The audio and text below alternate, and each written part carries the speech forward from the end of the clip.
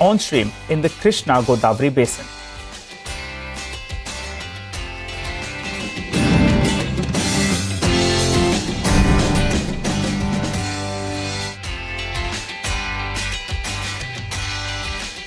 Hello and welcome to Markets Forward, your go-to show where we aim to get you all the key data points with regard to today's trading action, and we'll gear you up for tomorrow's session as well. I'm Michael D'Souza, joining me as always, my colleague Surabhi Upadhyay. Well, Surabhi, a good, steady session today. Yes, and not too far away from fresh all-time highs. Lots of green today. Well, that's right. And in the next 20 minutes or so, we'll get you up to speed with regard to what went on today. Big news, top corporate voices, all that and more is covered in the next 20 minutes. But first up, let's run you through all that went on today. But it was a good session. The Nifty opened gap up and we ended with a gain of a double century. So the bulls were like that. What was missing today was that knockout punch. You know, the Nifty bank actually couldn't get past that resistance mark of around 51,300. Otherwise, in fact, we could have easily made fresh all-time highs today. What helped us was the overnight cues. You know, you had the Fed chair, Jerome Powell, that sounded dovish, and he suggested that maybe rate hikes are almost a certainty in September itself. So the global cues were positive, the dollar index was weaker, and that's why, in fact, you know, the markets ended higher. What we're ignoring, though, is any kind of negative news on the geopolitical front. The markets, for the time being, are brushing that aside and just marching away on the northward side. The intraday chart of the Nifty bank actually will tell you the picture, because that couldn't really build on to the gains. But what was encouraging is towards the end of trade, the mid-cap index as well came to the party. It was doing a relative underperformance getting into the final hour of trade, but that played catch up as well. So good going on that front. All in all, your portfolio will be feeling good today. Good session, almost at all-time highs, Surabhi. Absolutely, and lots of sort of pillars supporting this market move. Like you said, banks kind of decided to move along. And then you had the twin engines firing IT, which was very, very strong. Let's pull up the IT index. It remained rock steady. I mean, there was no profit taking, so to speak, by the end of day. That's the IT index for you. And metals, in a bit, we'll tell you just how shiny this part of the market was. Ferrous, non-ferrous, all kinds of stocks were up and about. So that was another very, very strong showing. Commodities in general, even beyond metals, are in sharp focus because of what's happening with geopolitics. I mean, there's a Russia-Ukraine issue. While we were trading, there were talks of some major strikes at oil installation infrastructure in Ukraine. And oil prices actually moved higher. In fact, if you look at Brent oil prices, from a start of around 78, 79, we're almost touching 80 by the time we closed out trade. So this is going to be a very, very important watch point even as we go forward. But the mid-cap flare is really where the action was. The party, as Nigel called it. And I'll just call out some stocks as examples. I mean, the intraday charts will tell you the sort of money flows coming in and the way these stocks are flying around. Look at something like Tata Elxsi. Sudden move, 9%, 10% on the upside. And these are large mid-caps. They're not very small stocks. That was one. PB Fintech, again, you know, cruising along and really rising high towards the end of the trading action. And then there were others like Honasa, which were very solid, very steady right from the word go. So we'll run you through more such examples as we go forward. Let's tell you what the lineup is like today. We'll start off with, of course, more of these movers and shakers. Vivek will have the complete lowdown for us in terms of what went up and what went down. Some of the key stocks we're looking at include Zydus, NIIT. The sector in focus, as I just pointed out, was IT as well as metal. So we'll get to more reasons why these sectors saw such buying today. And of course, we'll get you then all the key events to watch out for tomorrow as well. But first, the up and the down with Vivek. And Vivek, more up than down today.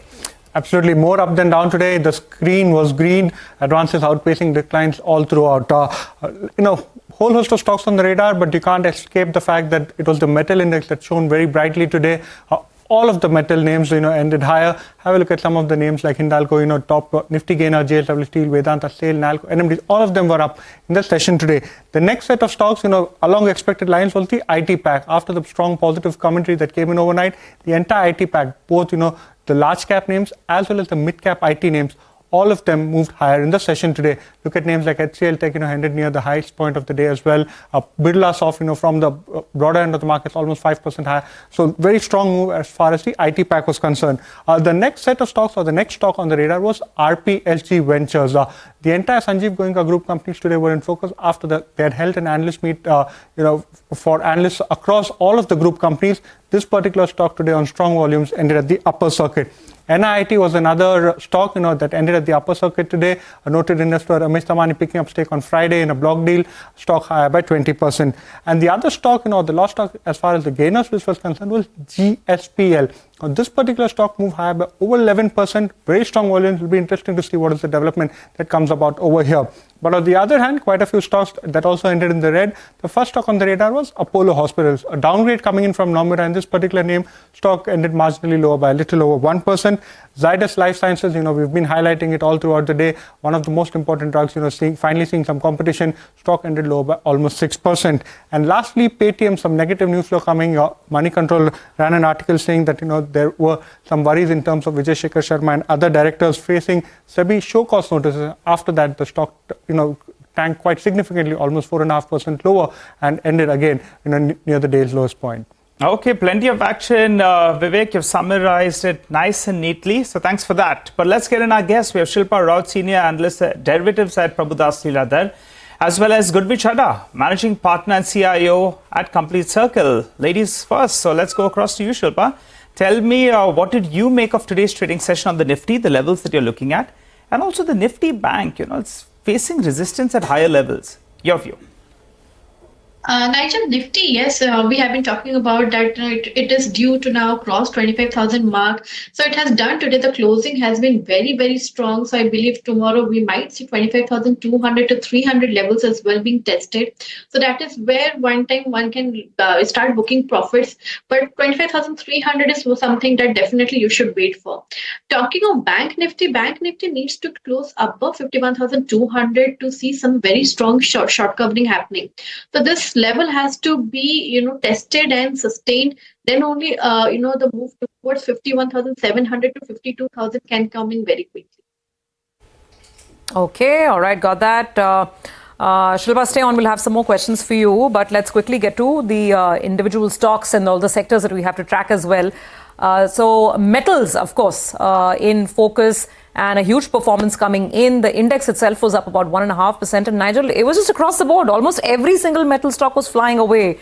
What are the triggers that you think led to it? I've got 4 on my radar. And you recall on the day of the Supreme Court verdict, I said it's negative for metals. It's a knock, but not a knockout punch. And today those stocks, most of them are up nearly around 10% or 8 to 10% from the lows that we saw in that trading session. Let's run you through 4 big points why metals did well today. 1, the Federal chair, his commentary sounded dovish. That's good news for metals because the dollar index goes softer. You have commodity prices that moved up. Next up, the cues coming in from China. They are positive as well. China has reportedly halted approvals of new steel capacity. We already know supply is in excess of demand in China. And if China doesn't consume as much as they produce, it becomes a worry for the globe because they start supplying more in the global space. So that's why, in fact, no new approvals will be good news. Also, you had that prices of steel as well as iron ore in the past week, they moved up. They've been rank underperformers under big pressure, but there was a bit of a bounce on that front. Base metal prices as well have bounced up. Whether you look at aluminium, zinc, lead, copper, all of them had a good bounce in the last few sessions. And there are some news points that are coming there. Chinese zinc smelters, well, they are contemplating output cuts to stem the losses, which will be good for Hindustan Zinc as well as Vedanta. Aluminium prices themselves in the last 1 month or so, it went to around $2,700, then it corrected around $2,200. Today it's holding at around $2,500 per ton. So aluminium prices surging up is always good news for Nalco, Hindalco as well as Vedanta. And finally, price hikes. JSW Steel, they have announced a price hike on rebars, which is good for long. So that's a positive because we're still in the monsoon. Normally you expect this in the second half of September. It's coming sooner than anticipated, so good news. And stainless steel as well. Prices have been moved up by close to 3,000 rupees. JSL, they have increased prices on a particular grade of stainless steel. And that's because input costs, that's nickel cost, have moved up. So put all this together, the 4 big reasons why metals did well today. Gurmeet, I wanted your verdict on this. How you're playing this theme. Metals can do anything, right? Just a short while ago, you saw Vedanta at 410 rupees, Tata Steel at 140 rupees, Nalco went down to 160 rupees odd. All of them firing all cylinders. What do you like? So, Nigel, as you rightly said, we play tactically. We don't have any fundamental positions here. We prefer to play it largely through the large cap route, largely with ferrous names with Tata Steel and non-ferrous with Hindalco. Hindalco, if you see there was the last quarter, the numbers were pretty good. In fact, EBITDA was a little ahead of estimate, led by both copper and aluminium. Copper EBITDA per ton actually surprised, present across the value chain, backward integrated, upstream, downstream. So that's and the pointers are in front of you. Our in general view on commodities is positive. I think we are in a new era where probably you see a lot of fresh capex in a lot of countries with the kind of geopolitical situations we are in, and in general that is positive for commodities. China is the only as I say, you can call it a black box which can influence short-term trades. So we play tactically. Sometimes we play it through special situations, like you mentioned, Vedanta. We also got into Mukan Steel when it was in 2-digit, when Bajaj acquired the ownership. So any negative news in metals is when we come in, and we're happy to take some money off the table as and when we get some. Okay, got it. So tactical play on metals there for Gurmeet. That's one sector that was in the limelight today. The other, of course, was IT, because a lot of the large cap IT names, even some mid caps, they had a fair amount of flair thanks to the expectations of a rate cut in the US, with the Fed chair himself now saying that rate cuts are indeed coming in September. We had Jefferies come out with a note on the IT sector, and Jefferies says that the Indian IT industry is going to be a big beneficiary of these rate cuts. Rima is here to explain the details. Rima, fill us in. Thanks so much for that. So IT has been the leader in today's rally on hopes that the Fed rate cuts begin as early as September. And we know, history tells us that whenever there is a rate cutting cycle, technology stocks, whether in the US or in India, tend to do well. But there is an interesting note from Jefferies where they talk about Indian IT having outperformed the Nifty since calendar year 2023. So after a sharp underperformance in 2022, the Nifty IT outperformed the Nifty by 4% last year. And even this year, it's outperforming. But this outperformance has come despite there being earnings downgrades. Except for TCS, large cap and mid cap IT companies have seen earnings downgrade. So therefore, Jefferies is arguing that this outperformance seen in Nifty IT is led by PE re-rating. So the 16% year-to-date up move in Nifty IT is driven by an 11% PE re-rating. And now, Indian IT stocks are trading at a premium to their historical averages, while Accenture is trading at a discount to Indian IT names. So divergent trends seen between Indian IT and Accenture. According to Jefferies, valuations are rich. The Nifty IT is at 29 times. It's trading at a significant premium to Nifty IT at 40% more than what we historically see. And therefore, they say it's time to be selective on this sector. They like Infi and TCS, given the limited risk to their earnings and relative valuation comfort. So yes, IT is doing well, but as Jefferies argues that this outperformance seen by IT has been driven by a PE re-rating and not by earnings upgrades. Got that. Thanks for that, Rima. Well, Shilpa, tell us, what's your view? Anything looking good on the chart? Some of these mid-cap names, in fact, they went through the roof today. How do you like IT? Any particular stocks? Yes, definitely IT and particularly mid-cap, yes. I would go with Naukri. Naukri has given a very good closing, probably the career best closing till now. Stock closing at above 7,500 is a very, very strong move. And I believe that could be a good gap up also tomorrow. And the stock is all well set to test 7,800 from here. So I believe IT and particularly Naukri, one should definitely keep on radar. Okay, all right. So some of these stocks in focus. Let's quickly move on and talk about one more stock that was in the limelight today, and it was on the way down actually. And I'm talking about Zydus Life. The stock fell almost 6% after Teva Pharma received an approval from the US FDA for a drug which is also manufactured by Zydus. It perhaps threatens Zydus' monopoly in terms of the generic version of that drug. Separately, there's also news that Zydus is picking up 50% stake in Sterling Biotech for a little over 500 crore rupees. Let's go across to Ekta to understand why the stock fell 6% today. Ekta?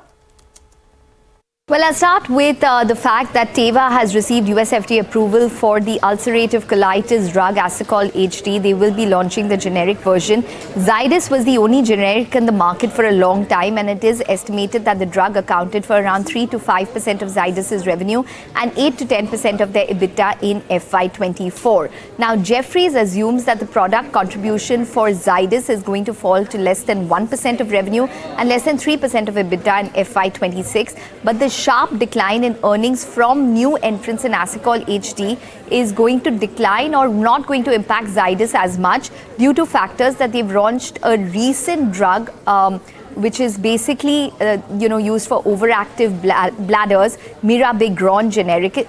and there is increasing contribution from Revlimid generic as well.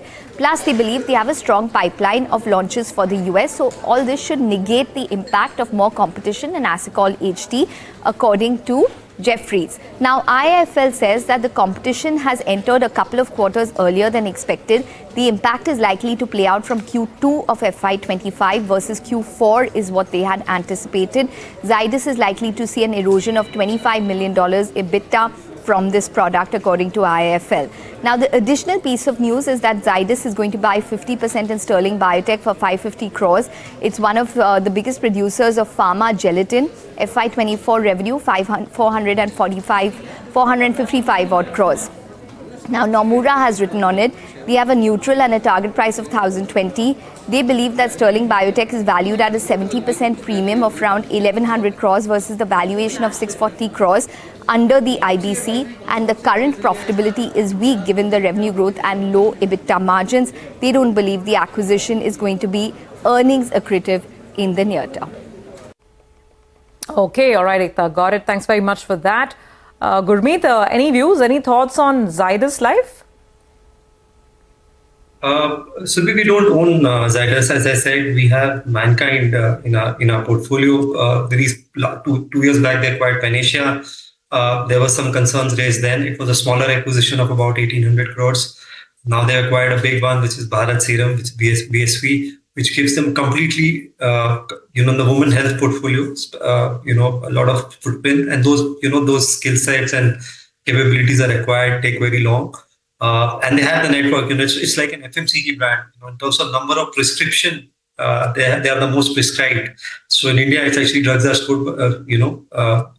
sourced by prescription by doctors, and not like US where you order for a particular drug. And I think they can clear the debt of 6,000-7,000 crores, which they're likely to take in next 2 to 3 years.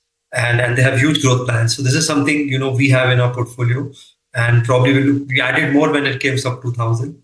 I think it's a great fit, and this one company looks very good for the long term.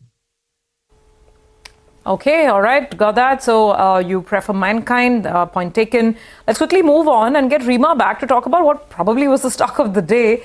And I'm referring to NIIT. So a 20% circuit on the stock after noted investor Ramesh Damani bought, quite a bit of shares, a little chunk of equity in a block deal, which happened on Friday. The company has also given a guidance of 10% quarter on quarter in terms of growth in FY25. We have Rima back to give us the details here. Rima.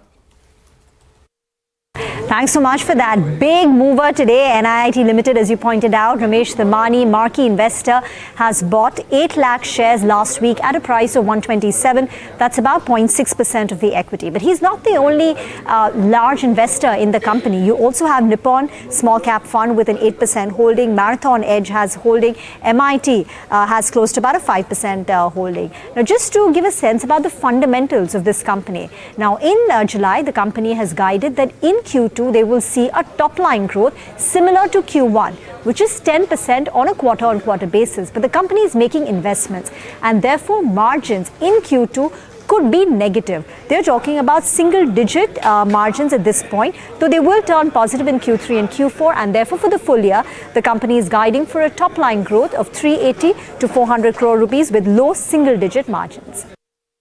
Okay, all right. Thanks a lot for that, Rima. Well, on that note, we'll slip into a short break. You come back, we'll get you all the top corporate voices along with the key market events you need to track. Don't go anywhere.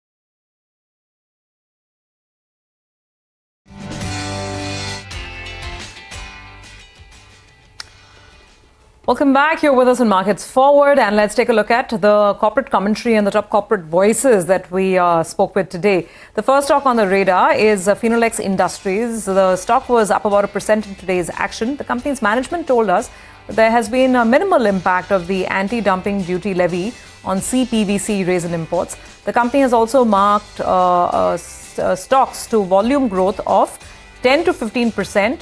That's Finolex Industries.